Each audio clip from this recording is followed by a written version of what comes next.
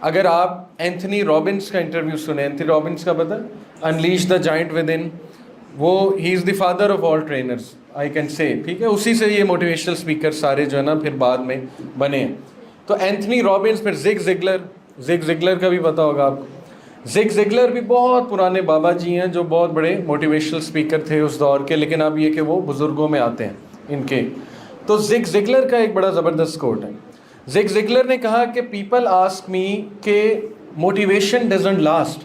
لوگ مجھ سے پوچھتے ہیں کہ موٹیویشن کم ہو جاتی ہے، موٹیویشن لوز ہو جاتی ہے، تو موٹیویشن کیسے پائیں اور موٹیویٹڈ کیسے رہیں. تو انہوں نے بڑا ایک زبردست جواب دیا، مزاحیہ جواب دیا.